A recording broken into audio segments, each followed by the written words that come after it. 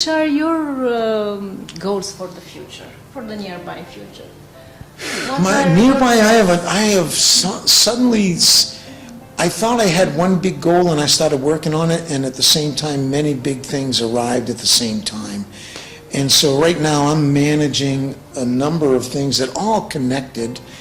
This book, I just signed a contract with Simon & Schuster, one of the biggest publishers in the world. What an opportunity to bring the message of breathwork to the mainstream in a big way.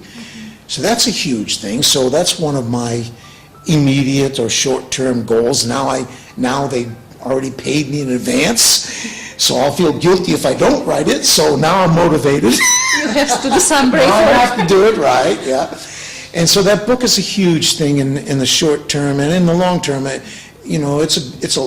the publishing date is December of 2016.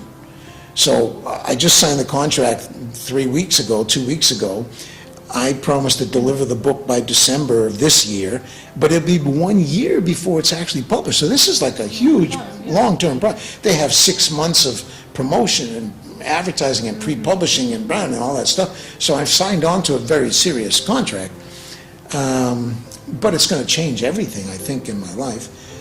So that's happening, and another huge thing that's happening is we have this community in Mexico, Baja Biosana, which is actually 8 years since we bought the first piece of land. We bought 3 pieces of land, we're putting them together.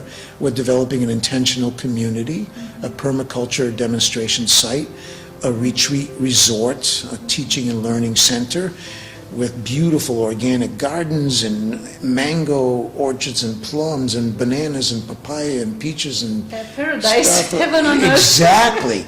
And we've been at it 8 years, and we're reaching a point where things are really beginning to, the world is coming to us now. They've noticed. When we first started, they thought, who are all these crazy gringos and what are they doing in Mexico, and they're going to build this paradise, blah, blah, blah. But 7 years and lots of people working hard, a community is formed, and that's now materializing in some very big ways.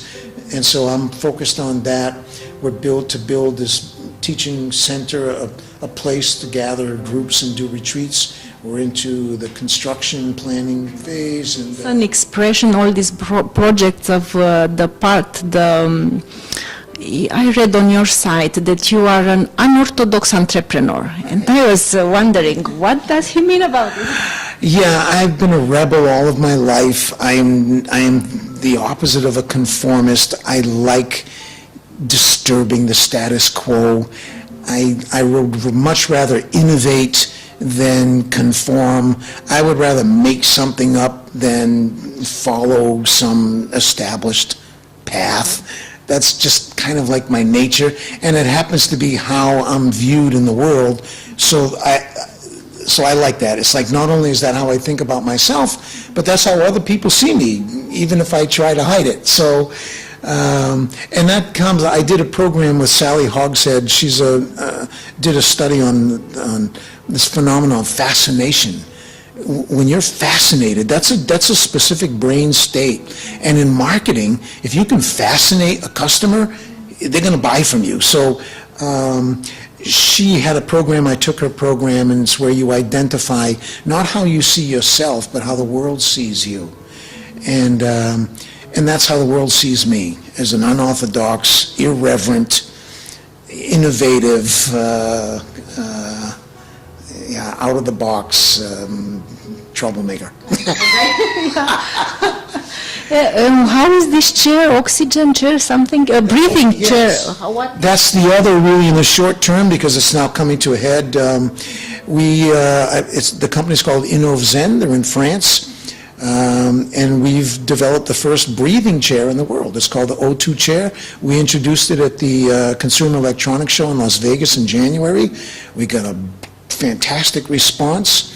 And that company is now, we're about to start delivering the first chairs the end of October, and to spas and hotels and fitness centers and places like that.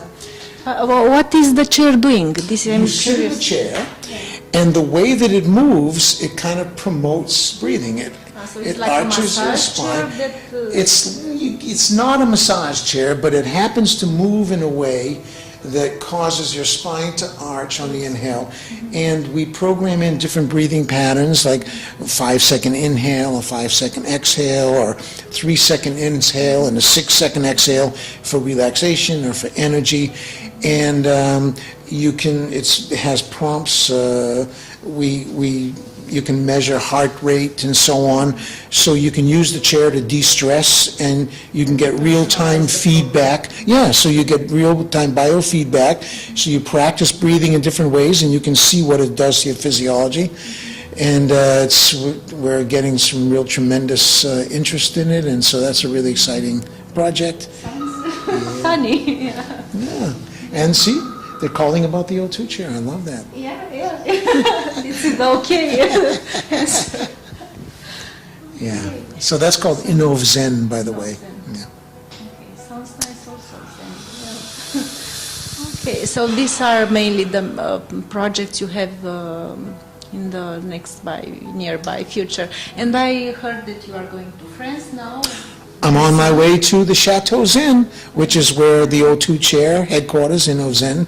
We're doing a training there, breathwork training, a beautiful place in the south of France.